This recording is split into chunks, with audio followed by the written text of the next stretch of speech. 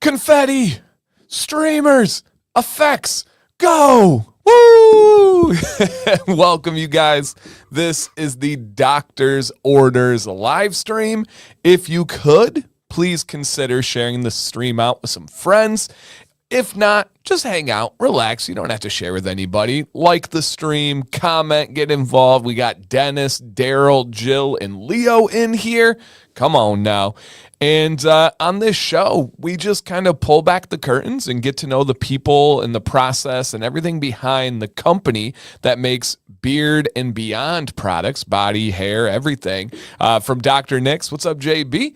And sometimes we talk products, sometimes we talk tangents. Today, we're just talking stories, and we are wishing the founder, the co-owner, Mr. Dr. Nick himself, a happy anniversary of birth. And it is his, now I'm going to make sure, I've said this a few times, but I think it's correct, 42nd birthday, correct? Yes, sir. Nailed it. Well, Nick, happy birthday, my friend. It was technically yesterday, but we carry it over. Nick is so magnetic that we absolutely, if so many of the women in our lives can have a full week or month for their birthday, you can have 2 days.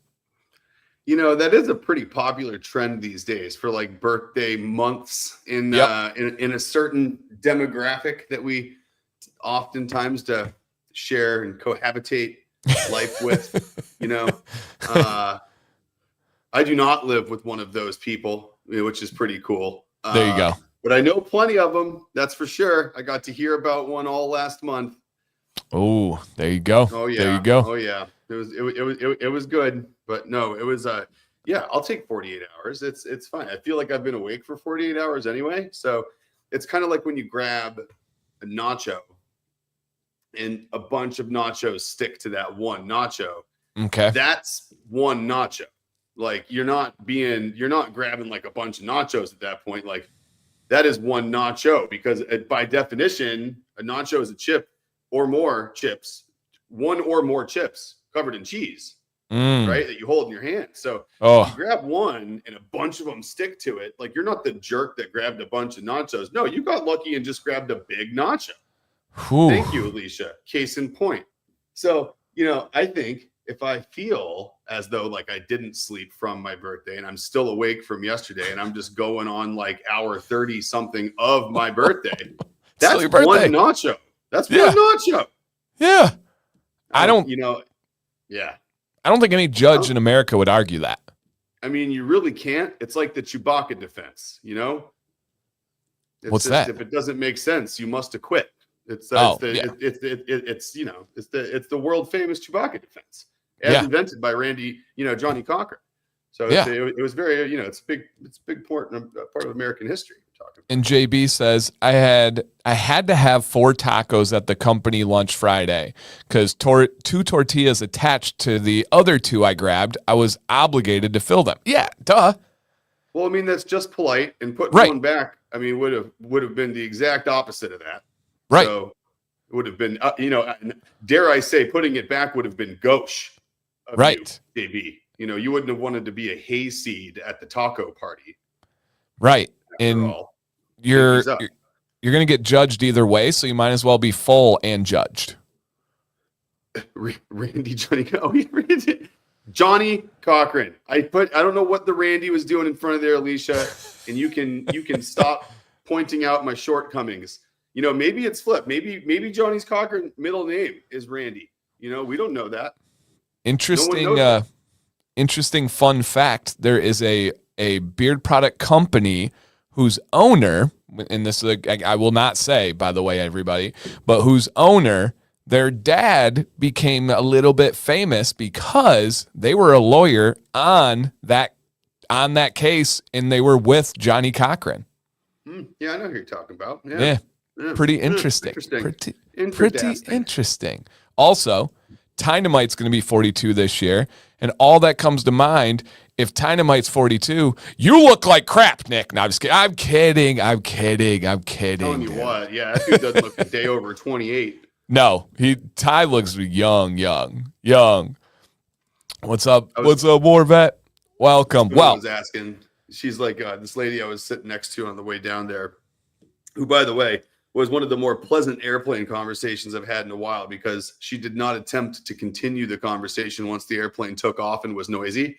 She had a couple of things to say before it took off, went back and forth, boom, boom. We both put in headphones, plane took off. We said a couple more words when we landed. It was very nice. I never had to act like I couldn't hear. I didn't have to write down that I have a hearing problem that doesn't allow me to hear over loud white noises, and I can't hear what she's saying, and I can talk to her when we land. What? I've never done that, and I didn't need to do it this time. That idea is just in my head for no reason at all.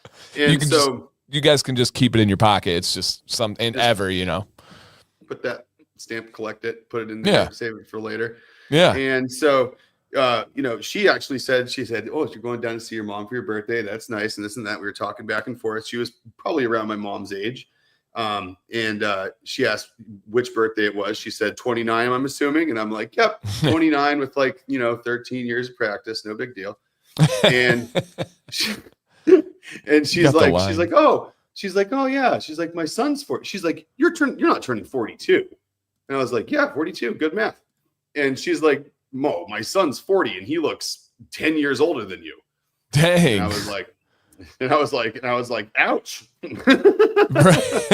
Jeez, Mom. Right. Well, that's a shot at, her son, right? Compliment to you. Yeah. Yeah, I guess it was. I don't know. You're like, I kind of take care of my skin for a living. Yeah. Yeah. No big deal there. And everybody's coming in. Shout out to all the birthday wishes.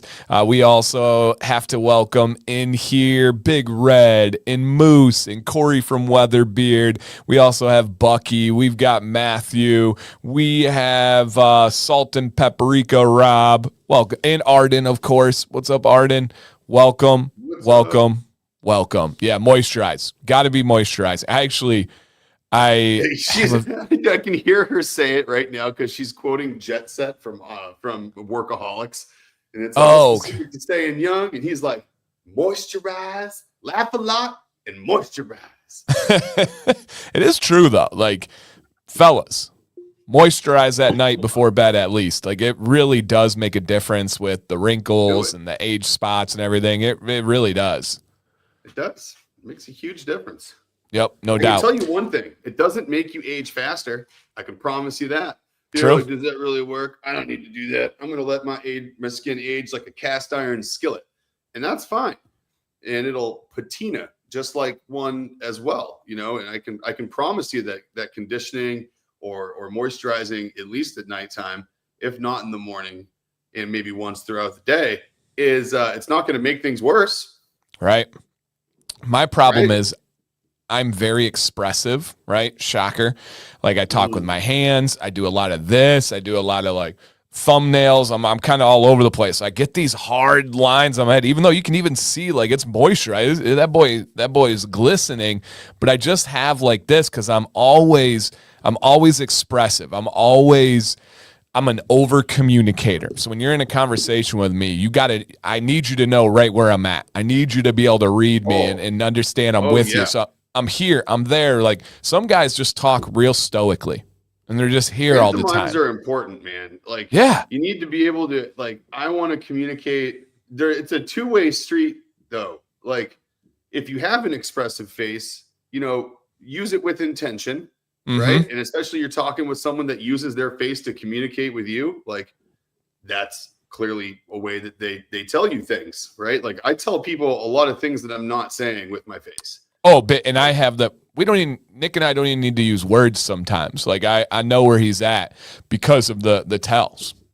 Mm-hmm. Yep. And it's when Dan and I are, if we're sitting there and we're going back and forth on something, but you and I both do it too, because we'll stop halfway and be like, no, that's not working, is it? No. Nope. Yep. We're just okay, pivot. Got it. Okay. Yes. Yeah. Mm-hmm. So it's just something to consider. Not sitting right. So. Yep. And I don't think people always think about that, how expressive. Now, I do know some people that are very expressive with their face in other ways. And it can be harder to read. I don't know, people I live with. No, just kidding, just kidding. Sam's and she would tell you this. It's not shots fired. Sam is the opposite of expressive with her face, and it's like, I'll be like, hey, and I'll wait and I'll wait and I'll wait and be like, okay, and I'll try to approach it real nicely. I'm like, all right, what's going on? Hit me with it. Tell me, like, I'm having the best day ever. Like, I can't tell. Oh my god. Alicia just said that same thing. She's like, no, this is why I'm having fun face. I'm having fun. This is just my face. Exactly. Like me, there's no wondering. You guys will know where I'm at. Now, normally 99% of the time this is just me. I can't control it. I don't even really, here's a little secret. I don't even have to really work at it. I just wake up like this and I'm just going. But Sam's the same way. It's like, big, this is just American winning machine. her baseline. We know RBF and all that, but it's interesting. It's interesting how it works. Yeah. You know, it's absolutely. Funny too. It's like Jill has an expressive face. She claims she comes from a long line of RBF. So she claims that. And I don't find her resting face an RBF at all. I actually think Jill's very expressive. It's just that I feel like maybe, and it's like we speak the same language with facial expressions, right? We both speak, let's call it English, right? But like, I think maybe the New England version of facial expression English was different than the Hawaii version of facial expression English, or California maybe. So we had some like thesaurus work to do with each other. We were kind of looking up like the meaning of different things, sort of. We kind of had like some right. That's right wild. And then it's like, oh, that's what you mean by that. Okay, so that's mannerisms, not when you want to kill me. Mannerisms can have accents to them. I do believe so. Is what I'm getting at. I think now this is a good thing. So resting B-word face, Mom. It's right. Resting unpleasant female face is replace the unpleasant female part in the middle with brat could work. Say unpleasant person, right? Resting unpleasant person face. Doesn't have the same pop, but yeah. That's harder to facial dialects. Yeah, brat is what I was going with. So facial dialects, yes. Resting brat face. Oh, okay, I'll take that. So here's a question. Do people who speak sign language have accents? There's some zesty, some sassy ones. They're like, if you watch like the difference between Spanish and English. Like Telemundo sign language is clearly having more fun than we are. Fact. But even in English, you'll get some like, I would imagine the sign language from the East Coast is much more aggressive and very staccato and pointy. Yeah. And they do, it's more wispy. Yeah.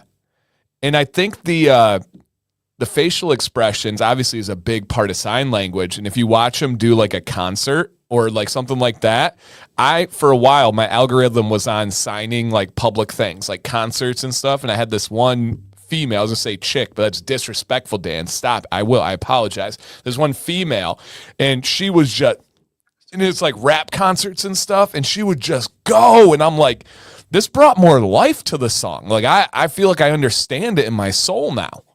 Oh, I mean, it's kind of, she's like you look at like conductors, right? Like when they're like in front of like a symphony or like an orchestra or something, like they use lots of facial expression. Like conducting. So you figure that same thing comes into effect when you're like doing sign language. Yeah. But I'm just like, I wonder if you have a room full of like a Louisiana, a California, and a New England person who all use sign language. If they can tell where each other are from, they stood in a circle and talked to each other real quick. Like, I like do that. They know they're not from the same place? Oh my gosh. You've probably hold that. Let me hold that just to answer your mom here. Julie, no. There is no gender with RBF. I would say that men are as guilty, or it's probably directly even. Like it's gotta be even. Dead even. Yeah. There's some dudes out there, and it's like the resting unapproachable face is what it is. It's like, right. Yeah, it is. Right. So you just came up with a brilliant YouTube video. So have you seen the trend of videos where they try to figure out who somebody is? And what I mean by that is it'll be a panel, and then you'll have like 5 contestants. I just watched one. I was going to say, man, that's called doxing. and they would have like figure out which one is the real cop. And it would be 5 people dressed up as a cop, and you get to question them in interview rounds. And then after each round, you eliminate somebody. And if it gets to you at the end and they picked you, then the panel wins. If you fool them and they believe you're the real cop, you win. And it's like $500,000. And they've done it with like, they've blindfolded people and they're like, which one is like the black dude? Which one is someone who is a pro NBA player? Like they do it with all sorts of different stuff. And it's very interesting. Yours could be a panel of people doing sign language, and one of them is from New England. Figure out which one it is. And you get to interview them with signing and then go through, and there's got to be ways that you could tell. Like, give me a sign for this, this, this, and this. It's there's so many shows like that. Yours would be the new twist, and I guarantee people would click that. Oh, yeah, they totally would. Yeah. So Bucky's like, the New England person's going to be wearing Celtics gear. Easy. Super easy. What's my line? Okay. Yeah. I don't remember that one.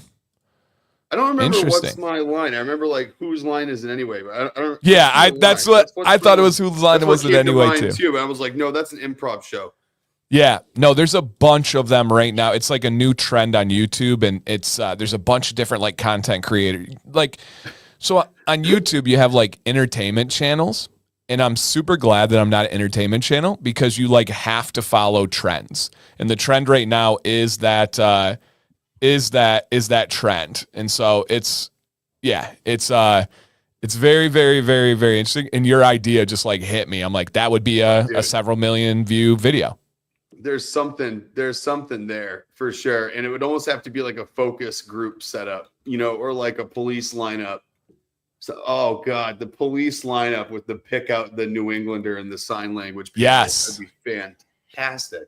Yeah, and dude, Bucky's right. Yeah. That was a good one. This one was this dude, white dude. He grew up in like he was like adopted at like super early, and I mean non-discernible. It was wild. It's such an interesting concept. That's way too funny. Young for what's my line? Yeah, I guess so. Dude, you know what the funniest thing is like the Kill Tony last week where they had the cop come out on stage and give the guy the sobriety test. Tony's like, Tony's like, dude, he's like, without even looking at who's talking into the microphone, I know you're a cop. Like, how, like, he's like, so where are you coming from tonight? And everyone just blew up. They're like, holy crap, that was authentic. That guy's a real cop. And just by like the one line he said, because he's so used to saying it. You know what I mean? Like it's got the authority behind it. Exactly. And that's that whole concept. So I guess it's been a concept for a while. Well, Leo, just like a lot of entertainment today, it is recycling old stuff. Because people are terrified of new ideas. Yeah. The world thrives on innovation, ladies and gentlemen, but as humans, we are scared of it and repulsed by anyone who thinks of it before we do. So true. So true. All right. I want to hear about your trip. I want to hear everything. I love the details. I haven't even heard much from Nick on it yet because I knew we had today. So you were worried about your flight a little bit because you only really have one direct option on an airline. And it's an airline I've never... One flight. Yeah, 1 day, one flight. And it's Allegiance, right? Allegiant. Okay, not Allegiance. Allegiant. No, because Allegiance.com was actually taken, and Allegiant Airlines, when they started up, actually didn't have that kind of funding to go buy a domain name that was selling on the premium listing on GoDaddy, so they had to just do a quick U-turn, change that logo a little bit, and change it to Allegiant. They don't have that kind of money. They don't got that kind of $1,600 sitting around. You kidding me? No, use a real word. That's ridiculous. No, they got Allegiant. That's what they went with. That's what they piled all their lawn chairs into, and their little ultralight, that gets towed up by another airplane. They just drop you into the airspace wherever you're going, right over the Smokies.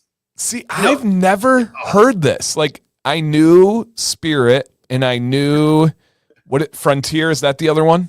Frontier, yeah. Okay. I know those two. I mean, Frontier, it's like okay, like if we're comparing to like rental car companies here, you know, Frontier is like Avis or National, and you know, Allegiant is like definitely like the off lot, like third party company, For real? thrifty owner that you've never heard of. Yeah. So it's like What? all those airlines, they do have something in common. So what they do, there's one outfitter, I forget the name of the company. There's an outfitter that takes Airbuses and they outfit them for budget airlines. And it's just the airplane itself is outfitted differently than a normal airplane is. Like, for example, a normal airplane seat has like a metal back to it, you know, with like a tray that comes out of it. Even coach, right? You got like the little button and it reclines a whole like 2.5 inches, you know? That you're like the illusion of reclining. Right. And it's like a posture adjustment. It's not a recline. Let's not dress it up. But there's so the budget airlines, like what they do is the seats are a plastic shell. So it's like a plastic race car seat kind of, where it's just like a plastic injected molded seat. So it's like like a school cafeteria chair, like where it's like the injected molded plastic with the lines cut in it, and it's got like the little lips coming out of the back, you know? Yes. It's like that, right? So it's a plastic back to a chair, and it has like a little just like mesh net attached to it, you know? So it's like, there you go. Yeah. So it's like the plastic back to the seat. Okay. Well, no, see, that's a severely upgraded seat. I know. I'm trying to find a real one, and it's like they're not showing them. Oh, there you go. You got the little crisscross of elastic right there. Yeah. There is no tray. That's hilarious. No tray at all. And the seats, there's no button on the receipt. Like it doesn't even do the fake recline because the seat's one piece of plastic, so it can't recline. Right. So there's things you notice when they're right in the left, the green with the green icon. Yeah, there you go. That's the exact plane I was on. Okay. And so, you know, they're lawn chairs. Like they're quite literally lawn chairs that are bolted into the floor. That's wild. So, okay, everyone's saying, Nick, you know, we didn't know Dr. Nix was going bankrupt. Why are you flying Allegiant? What's wrong? Do you need me to Venmo you some money for your birthday?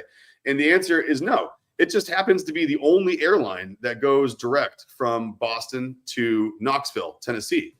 And so small, medium-sized cities, they do. So it's interesting because the reason that these type of airlines do that, there's other regional jets, right? There's regional airlines that all they do is regional connect, right? You look at American Airlines, they have their American Eagle, and American Eagle is owned by American Airlines, and all American Eagle does is small 2-seat by 2-seat, smaller Airbus 1-seat by 2-seat type connector regional planes.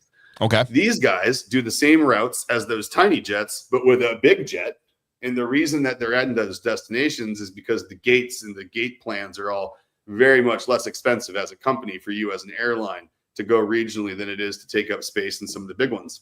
And so but it's just interesting because they have direct flights where other ones don't. And so if you're American Airlines, you don't do a direct flight from Boston to Knoxville because you hub in Charlotte, and Logan is a big airport, and so is Charlotte. So you're going to have your regionals go from Charlotte to Nashville to Knoxville to Gatlin, you know, all the other places, right? The little small towns.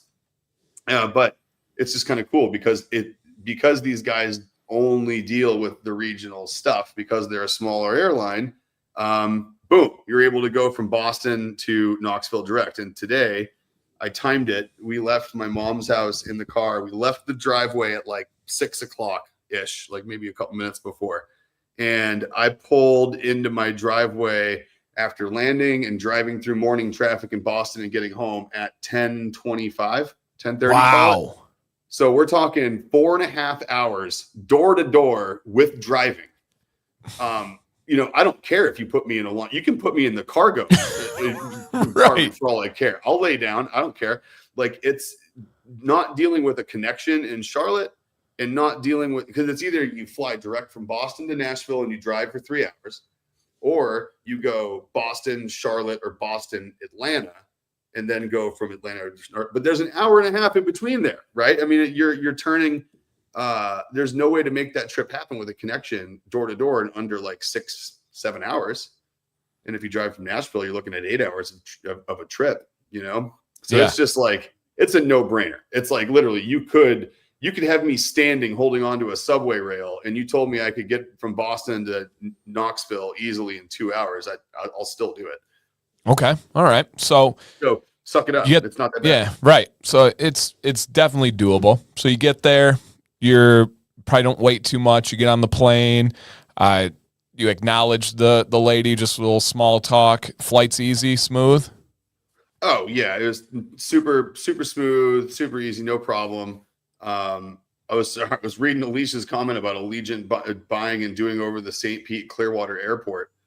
You know, just to be fair, like if Allegiant were to buy an airport and you gave me like 5 guesses, I'm betting Pinellas County, and there's at least 2 of them there I would have bet on. Like I would have had it like that.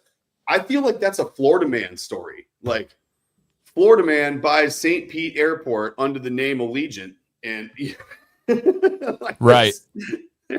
Right, it's all an act. Jeez. What about the flight home? Any seatmate? How'd that go? No, I had poor man's first class on the way home. You know, I had no one next to me in the middle seat, so it was like, you know, it was like the plane was getting full, and you were doing the thing where like everyone that walked on, you're like, is it you? Or yeah. are you? Oh, they're still walking. Like you almost, you know, what's funny is there's a piece of human nature there that actually kind of cracks me up a little bit. You know, you kind of give people like a look and a nod, and you kind of like acknowledge them when they walk onto an airplane, when they're first walking on. As it dwindles down and there's no one next to me and people are still walking on that airplane. Yeah. For some reason, I feel that my chances of them sitting next to me are lower if I don't make eye contact. 100%. I'm like, don't look at them. Don't look at them, and they won't sit next to you. Yep. My brain completely just forgets the fact that everyone has assigned seats on this flight, and me looking at them is not going to make them decide to or not to sit next to me because they have a ticket in their hand with a number on it, and my eye contact is not going to change that number and letter. Yep. But no. Well, it's also, you can't show them that you're like counting the people and watching it. And if you make eye contact and they look at the seating assignment above you, and then they realize and they're like, oh, now they're like when you're late and you're one of the last ones and you got to move past people, you're like, so like, are they going to be rude when I get to the row? Because that's the worst, right? Your window seat, you're one of the last ones. You got the middle and the aisle seat right there, and you get up to it, and they won't acknowledge you, and you got to be like, hey, this is me, guys. Excuse me. I hate that so much. Yeah, that's no good either. So like, that's what I do though, is I kind of like look away, and I do the dog on the couch who's done something wrong. You know, like you get like the German Shepherd who jumps on the couch and puts his face like under a pillow. Meanwhile, his whole 130-pound body is sticking out from it. And he's like, I can't see you. You can't see me. And no one will know I ate those paper towels. 100%. And oh yeah, that's what I turned into. No, but it was completely it was event free on the way home. It was nice and smooth. I think on the way down, I just zoned out and watched a movie. I watched that new-ish Denzel Washington movie, Highest Lowest. It was pretty good. Oh, it's like a Apple movie or something like that, or I think it was. How was it on Apple TV? It was pretty good. You know, it was like he's like a record executive and he gets extorted for some ransom with his kid and stuff. It wasn't like Taken or anything. It's totally different direction. Like he's definitely not the badass. Like he's not Liam Neeson. Let's not get crazy. Okay, but good. He does a good job. It was one of those things where it was entertaining enough that when it ended, I looked at my watch for the first time and realized I had 15 minutes left of a flight. So I was like, oh, perfect. That did its job. Perfect. Yeah, perfect. Yeah, Leo, I've never flown it. I don't know why, but every time I've looked up wherever I go to fly, that's never really been an option that made sense. But I do know that they're out of Flint and Grand Rapids just because my former assistant coach that I coached water polo with, he is a pilot for Allegiant. And the benefit, he went from Delta, very nice airline, to Allegiant. The benefit is, and I don't know if people know this, Allegiant pilots are only day pilots. Like a lot of times pilots go on like 4 or 5 day trips and then they have a layover and they come back and they sleep, away. He clocks in every morning, clocks out every night. And that is, he has like dang near a traditional schedule, and he has 2 young kids. And so it just fits much, much better. And I was telling Nick, I was like, at least your pilot's not going to be tired. You don't have to like really worry about that. I will say, like, as far as things go from like, airlines to airlines, if the attitudes and demeanor of employees are any indication of how successful a company is, I'd say Allegiant's one of the more successful airlines out there. Their employees are nice. It seems like they like being at work, and like their flight attendants are joking with each other. They're having fun. Like they don't take it too seriously, even on the announcements. Like they're like cracking jokes about it, and they're like, hey, by the way, if you like this route between Boston and Knoxville, make sure you fill out the survey, or else the guys that run the spreadsheets, they don't know that you guys like this flight. Like, go ahead and you gotta submit feedback so they keep it. Don't let this thing get dropped off because it's not profitable. And like they're literally saying this like over the announcements, and I'm like, this is freaking hilarious. Yeah. No, I hear you. I appreciate it, Leo. I butchered the name. I thought it was Allegiance. I just didn't listen carefully. So that's I just have never flown it. And what I didn't know is I didn't know it was a more like budget airline. I thought if anything, it was going to be more expensive because like Flint, all flights out of Flint are way more expensive. Like I'm going to San Antonio in a couple of weekends, and I just don't ever leave out of Flint because it's like several hundred more to go anywhere. And so I just assumed that it was a more expensive one. And then like the concept of just having day flights, but it does make sense because it's going to small cities, and where I've been flying is like Orlando, San Antonio. And so it's not like these mid-sized cities. Yeah, you might. Yeah, it's crazy. Check it out. It's funny. Like, the quoted prices on it look like super duper budget, but then you get in just like any budget airline, and they're like, okay, you want to pick your seat. And this one, if you want to carry anything more than a laptop bag, they charge you for that. So like your roll on, like your suitcase that you roll on board with, you don't get like an included carry on. Wow. It's like $70 too to like roll on with like a roll on suitcase. So you're like, what? That ticket's only $72 to go down to Knoxville? That's a deal. And then like you look at, you're like, oh, okay, seat, $45. Oh, okay, roll on bag, $70. Oh, okay, well, you want to be on the board a little early, so that's another $20. Oh, okay, well then, you know what I mean? So it's like, but still, you get to the end of it all. I think round trip fare after picking a good seat is like $220 or something to go from I'll Boston take that to Knoxville round trip. Yeah, it's like it's very, very, it's nice and affordable. Yeah, you'd spend that in gas money easy, just driving. I spend that at Logan. I quite literally will spend that at the Logan Central parking garage to take that flight. Right. Yeah, here's a value mental gymnastic game I play with myself. So I fly out of Detroit. I drive down, it's about an hour, and then they have parking. Now, the long-term parking has gotten outrageously expensive, and currently, my last time I went, it was $38 a day. So even like a 4-day weekend, and oftentimes companies are flying me places and blah blah blah. But I got to eat that money, but there's a shuttle option just off of the airport where if you go to their lot and park, and then they shuttle you over, and it's like $26. So let's say near half, and everyone's like, yeah, do that. I despise that. Me too. The value of being in the little walkway from the parking ramp to the airport, and this could be very privileged. I fully understand what I'm saying here, guys. It is an easy $20 a day convenience. It is an easy $20 a day convenience for me. And people have told me I'm straight crazy, that they're robbing me and this stuff. And I'm like, I don't want to wait for a shuttle. I don't want to go park off the airport like that. I really don't like that at all. Dude, I mean, first of all, that's a steal. I mean, like that's not a bad deal for parking at all. Right. I think Logan's it's like first 24 hours is $50. And then after that, it's like maybe 45 or something like that. But if you're inside of like accrual hours. It's like $8 an hour. Right. So like it's crazy how it works. I was gone this trip. I was literally gone for a total of 38 hours, and my parking bill was $96. See, I feel that. Leo, same kind of concept. He says that those prices does like a Luber. What the heck? Barely know her. But is the Uber, Lyft, or taxi compete? You almost made my mustache fall off. So I'm that was wild. I'm over an hour from the Detroit airport, Bucky. I'm over an hour from the Detroit airport. It's like an hour and 15. And so, JB, I'm glad we get a laugh out of that. Now me and Nick are red. That was organic, guys. Yeah. Okay. I'm like an hour and 15 from the airport.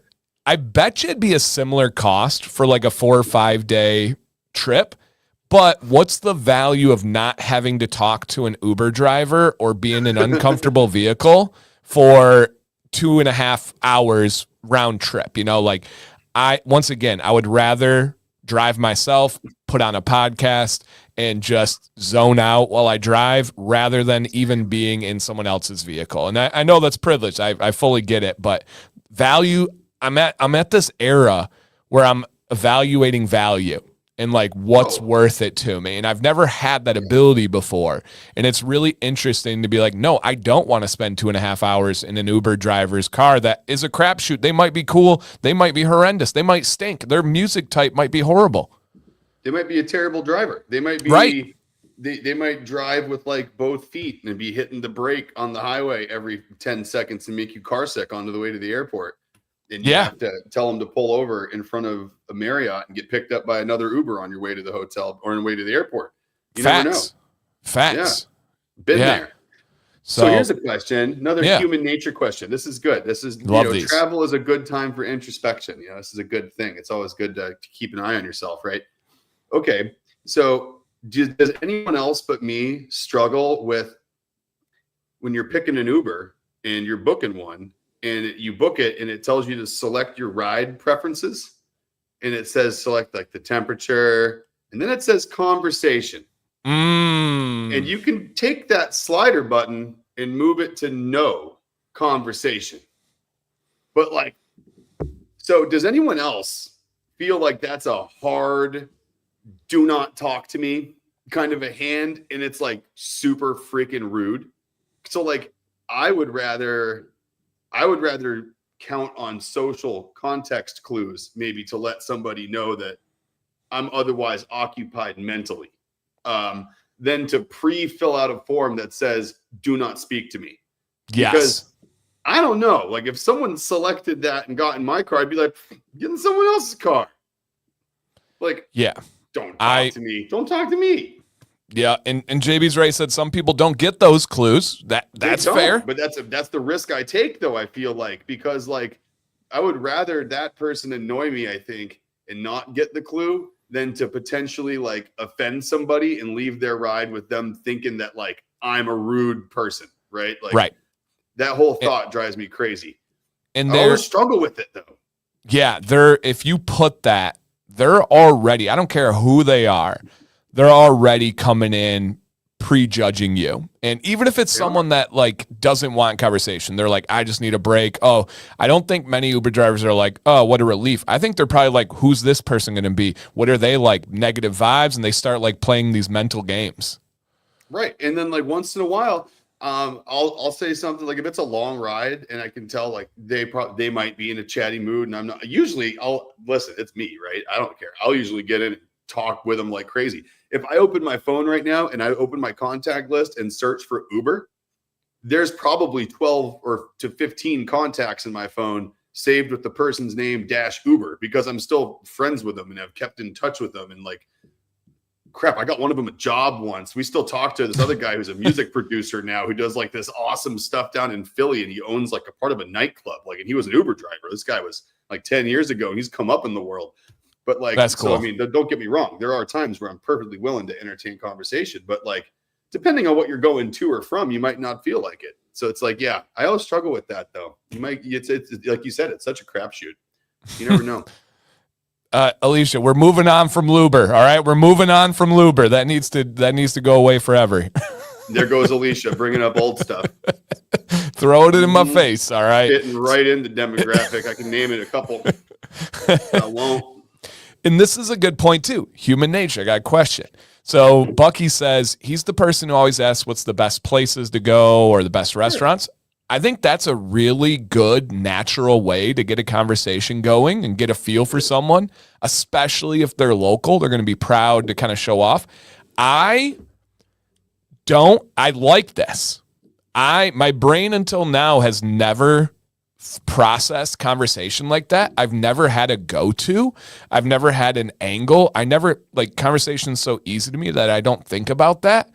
But I kind of like having an approach in my pocket in case it's a tougher convo or like one that is proven to open up good vibes and good energy. And that seems like a good one. Do you have any go-tos or any approach or thoughts on when you're in an Uber, when you're sitting next to someone at a plane? Because sometimes, again, I can feel that they want to talk, and sometimes I'm open to it, but I don't know the best way to lead it. That I like that, Bucky. Oh, mine's different with literally everybody. It depends on what they're wearing, who they are, how old they are, what gender they are. Like literally I adjust it to where we are, what situation we're in, what's going on. Like I'll talk to anybody about anything. So I always find a different excuse to talk to people. But like if I'm in an Uber, I'd say some of like the common ones are where are they from if they don't appear to be from there. If they are from there, I'll say, you from here? And they ask how long they lived here, Or if I can't, if there's no obvious like clues to maybe like where they're from and ask any questions, and they seem like they might have like a bit of a personality to them, I ask them to tell me about their most recent memorable ride. So I'm like, okay, I gotta know, what's your most memorable ride recently? I know you've had someone. Oh, that's good. Who is it? And you just get them talking. You get them telling you a story. And I find that I like interacting with people much more if I started off with getting them to talk to me about something, and then I can kind of cue off of what they talk about. Yeah. And I like letting people talk about themselves anyway and tell stories because it's a good way to break the ice. And that's a good approach, a memorable ride, because you didn't say, tell me about your worst passenger lately. Mm-mm. You didn't say you let them drive the convo if they want to go negative and get it off their chest, or if they want to be like, oh my God, I had the most interesting dude ever the other day. He's a YouTuber and his content's about beards. Can you believe that? Holy crap. I like that. Literally. I've had some super interesting ones with people with that one. That's been good. I like that. I like that a lot. So, okay.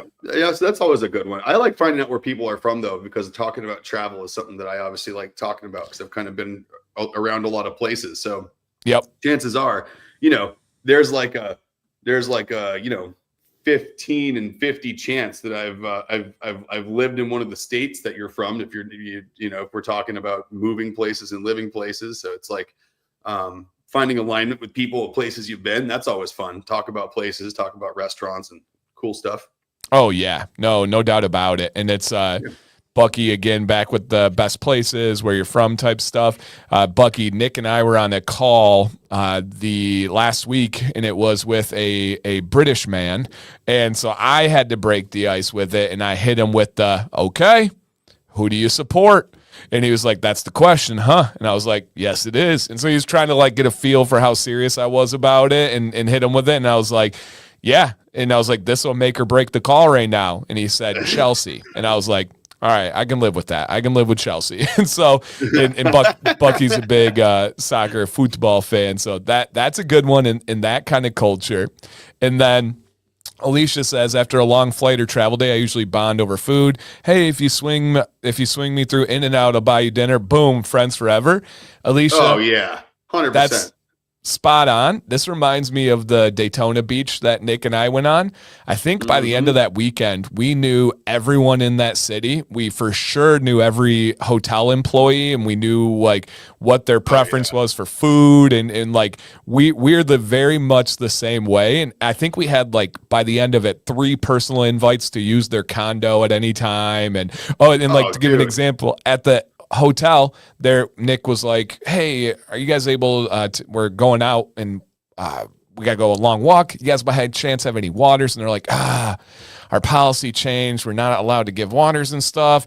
And then we get to talk to him. The guy was like, screw it. Here you go. Do you want a case? I got a full case back here. It was offering us a case of water after he told us no to a water. And so that resonates big time. Oh yeah. And there's like, I think both of us, it's kind of funny because both of us individually are very much like that. We'll walk around and collect people. And next thing you know, in a new city, we'll have dinner reservations for 6 with all of our new friends that we're sitting down with, which we did. Yes. But it's like, you get the 2 of us walking around and it's like, it's magnified for sure. That group's going to be a group of 12 and we're going to need a bigger boat. Yep. We're gonna need bigger reservations. Yep. And I use that trip as an example all the time because guys will ask me on like Beard Advice Live or Beard Topics Live or have like a question segment. A common question I get is, do women come up and touch your beard or ask to touch your beard? And I say only like in 2 kind of situations. One is if I'm at a barber expo. In that case, yes, because that's their career, that's their field, that's normal to them. They want to feel the texture of the beard, right? The other is if I'm with Nick. And if I'm with Nick, it's like we have the friendly vibes and we, without knowing it, are giving people permission. Because it's like if it's one, you don't know, right? If it's one person with a big, long beard, you're like, I don't know how they... But if it's 2 big beards walking next to each other, I think women see that as like an invite, especially if there's alcohol around or involved. I was just going to say, especially if they're drunk. Yeah. And it's a group. Yes. And then you magnify it and you put a group or a gaggle of women, as we like to say, and 3+. Oh, yeah. Or like a bachelorette party or something. You're in trouble. Aggressive. That beard's going to need some sanity. You're going to need some shelter in face after those types of encounters. And you remember that. But there's like, no, dude, I don't know what that is. You're dead on right. Like I think what it is there must be something. Yeah, there must be something about, like, I've had a handful of times where people say something about a beard and then ask to touch it, right? Unless it's in a weird situation like you talked about. But just about everyone that approached us and talked about beards asked if they could touch it. Like down to hotel staff, that lady at the front desk. Yes, literally. It was like, man, it's like there is something about the 2 people with beards there. They think it's like maybe like strength in number. Maybe it's the kind of thing where like they think one of us, we won't be like as taken back or like as defensive because they think there's 2 of us, so we're more comfortable because we're both there, right? Yeah. Maybe it's not them being more comfortable. Maybe they think we're more comfortable because there's 2 of us. I think so. I think it shows intentionality where it's like if it's just one big beard, it could be just a guy with a beard. And if you're like, can I touch it? Your chances of him being like, screw off is like 50-50, you know? But if it's 2 big dudes or 2 dudes with big dudes. I mean, we hit the gym, so I mean, go on. We pay, but I digress. But if you got 2 big beards, happy sign back there. What it says happy? This beard, this beard. If there's 2 of us, they're like, there's something here, you know, like this is not by accident. And so, we look more and more like a roadside attraction when there's 2 of us. Yeah, like we look like we could be part of an amusement park. Maybe we work at like a Civil War reenactment somewhere. Yeah. You know? So how many questions specifically do you get about a beard knot or a beard bun? Because mine is so much more frequent than when it's just free hanging and dangling. When I put it in a knot, the most common one I get is that tied on itself? Or people will just straight up say, is that a beard knot? And again, it's like, is it because it seems purposeful that they're asking me? But it at least 5X's the amount of questions or comments that I get. You know, I get less looks and I get more comments. Yes, 100%. I get less I get less of the what are you look when I'm walking by people than I do with my beard down. Same. Yeah, but when it's up, I definitely get a lot of questions. I get like what do you have it up with? What are you using to pin it? Is it tied on it? Like you say, is it tied on itself?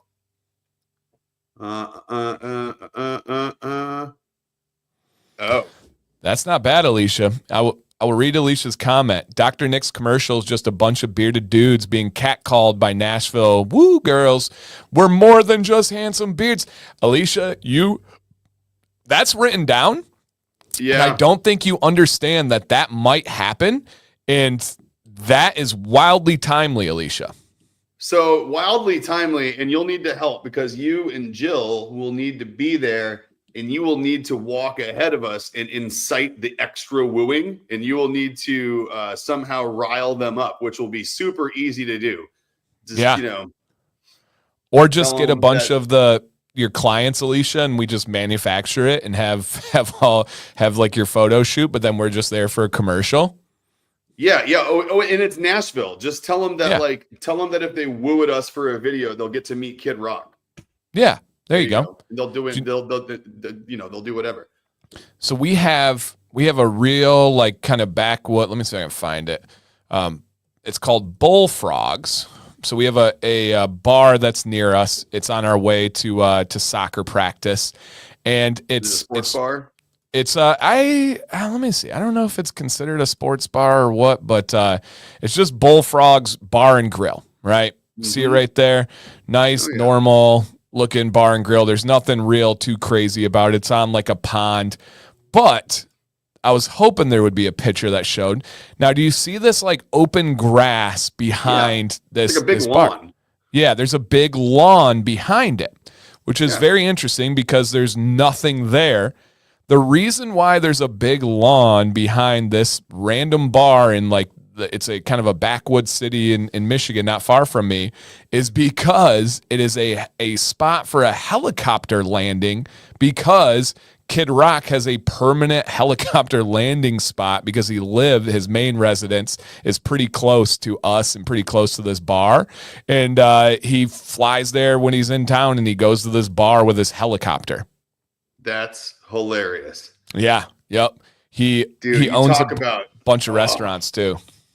Oh yeah. Well, I mean, the guy's the definition of redneck rich. I mean, he's just like, it's fantastic. The stuff that guy, it's just like, what I love about it too is that like he owns it so much. He doesn't try to be like, I came from that and now I'm civilized and fancy. He's like, no. He's like, I am that same guy, same redneck dude drinking water out of an empty milk jug. But he's like, but I just have a lot of money now. Have you seen his house? I've seen like the video tour of it that they. So it is the White House. Yeah, it literally is. Yeah, it literally is a White House. Yeah, he tried to make like a replica of the White House and flag on top and everything, and it's just like, what do you give a backwoods redneck Michigander money to do with? And he's like, I'm gonna make a White House. Obviously. He was like, hell yeah. And I'm going to have a 3-car garage for all my 4-wheelers. Like, that's exactly, I mean, he's this guy. Yeah. I mean, dear God, he's just living his best life. Do I like Kid Rock music? Not a fan. Do I love him as a person? Absolutely. I would just love to spend 48 hours as Kid Rock. Like if I could just be his spirit animal for like a couple of days, maybe like once a year, 72 hours. That's probably enough. That sounds like a lot of fun. And I agree with Alicia here. He said he's unapologetically himself, and I have a lot of respect for people. Same. If we were to make a list of top 10 people that Sam would never want to be within 100 yards of, you can't make top 3 without Kid Rock being on that list, though. So, like, that's like part of his draw, though. Like, he's like repulsible, lovable. Oh, look at this. Jason said, I built the light rig in the garage to the left where he had all his cars and a stage for practicing. This is why I love our people. This is why I love you guys. Like, this is it. We can sit here and talk about Kid Rock's White House replica, and someone here was like the electrician that put in his stuff and like has probably a selfie with him out front or something. It's amazing. Like, we have such a good group of people here. This is great. Yep. Nope, that's Jason. His story. The amount is, if you mention a band, he's got stories with it. That's what he did was lighting. That's happened a number of times. Yeah, he did the lighting rigs for pretty much everybody. And I've probably said it before, but my favorite story of his is we used to have this place called the Pontiac Silverdome, It held like World Cup games. The biggest bands in the world always performed there. Huge, huge venue. Well, the stage and the lighting setup and everything collapsed on stage really dangerously, and Jason was there. He was all right and everything, but he was there when it collapsed. Dude, that's crazy, huh? Okay, and Jason says he can play, and Kid Rock can play ball for real. That's like, I don't know why that just stood out to me, like the story of Charlie Murphy talking about playing basketball with Prince on the Chappelle Show. Oh yeah, the best. He's like it was skins and blouses. Yeah, game blouses. Blouses. He's floating down from the rim. Great, yeah. It's man, such a beautiful community. All right, and then to wrap up, we only got a couple of minutes here, but short trip with your mom back in Knoxville. Fantastic, I assume. Hell, oh yeah. So like, getting back, yeah, we got so distracted talking That's about what we do. The trip there and back and everything else, right? No, it was awesome. Well, the meat of the trip will be as short as the trip itself seemed. Like I said, I was there for like 38 hours total. It was like I flew in Sunday, spent the whole day there for my birthday, and then flew back this morning. And we crammed a lot into yesterday. We didn't, but a lot without doing too much. We got a lot of time to just sit, talk, and catch up, which was what we wanted to do. And we got to smoke some salmon, and we hung out, and we normally like are crazy busy cooking, doing all kinds of stuff. My mom and I are the ones in the kitchen, or my brother and I are in the kitchen. We're cooking for everybody. And we didn't do any of that this time. We wanted to be able to actually hang out, catch up, take photos, show stupid videos, talk about what's going on, and not have any distractions. So it was really nice. We got a lot of time to catch up. So although the trip was short, I think I actually got more time catching up with my mom on this 1 day short trip than I probably normally do on a week-long trip, just because we're always doing so much other stuff, and there's other people and there's lots of other conversation going on. So I think it was great going. It was weird going solo, right? I spent my birthday away from my wife and my son. So, I mean, that's bizarre. I don't know if you've ever done that. No. Well, I had COVID once, but that was it. Dude, it's weird. Like I woke up, I haven't spent a birthday away from Jack since he's been born. He turns 13 later this week. And I have a teenager as of later this week. And I've never spent a birthday away from him since he's been alive. I haven't spent a birthday away from Jill since we've been together. And it was just so it was really weird. But at the same time, I haven't spent a birthday with my mom since 2014 or 2013. So it's been, 12 years or so since I've done that. So that, I think it was one of those things where it didn't feel as weird as it would if I was just on a work trip or something. Right. Away from family, because I was with family. It was just a different setup than what I normally have, on a birthday. So, but overall though, man, it was just an awesome trip, albeit short. We did everything we wanted to do, which was basically nothing but hang out with each other and just talk. That's awesome. Yeah. The only time I need 24 hours with Julie. She said, yeah. Everyone here needs 24 hours with Julie. Everyone should be so lucky. My blood pressure is down and my spirits were high when I got off the plane today. My mom just does that to people because she's awesome. I love that. Yeah. The COVID one, the only time I was away was like the early days of COVID, and it hit hard. I had the body shakes and all that. And it was when we thought we had to lock down like our whole half of the house, and keep everything away. And so I was upstairs while all the kids and Sam were downstairs. And my birthday dinner that year was, and this was my choosing, was hamburger helper, add some corn to the mix. And so that's what I had for my big birthday. Hell, dude, there you go. Yep, truly. Like I'll never forget it either. It was special. There's something about the food you ate when you grow up sometimes, and it's just what you want when you're either sick or like when I'm sick. Like, of all the fancy food in the world, I want a cold Coke and a pack of chicken nuggets from McDonald's. That's all I want when I'm sick. Right. It's just give me chicken nuggets and a Coke. That's it. Leave me alone. And I can tell you guys that that's true. He only does it like once or twice a year, but it's like the comfort thing for him. It's the go-to. It is. It totally is. It's just funny how that works. I love that. No, yeah, Love man. that. It was talk about a great week though, setting things up for a winner. Like I say, later this week is Jack's birthday, which is going to be insane. He's turning 13. What do you want to do for your birthday, bud? Go to the skate park. Who do you want to be there? Whoever's at the skate park. God, and it's Dad. like, God, it's like, are we going to invite anybody? It's like, you don't invite people to.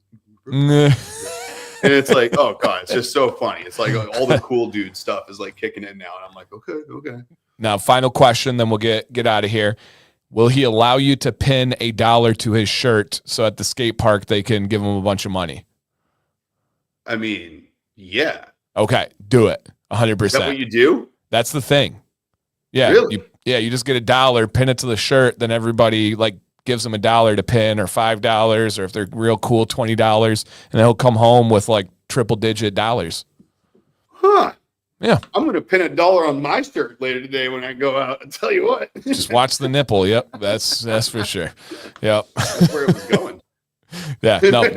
Let's make that happen. We'll make that happen, you guys. I love it. I'm gonna pin $1 to the kid and send him down to the skate park on Friday.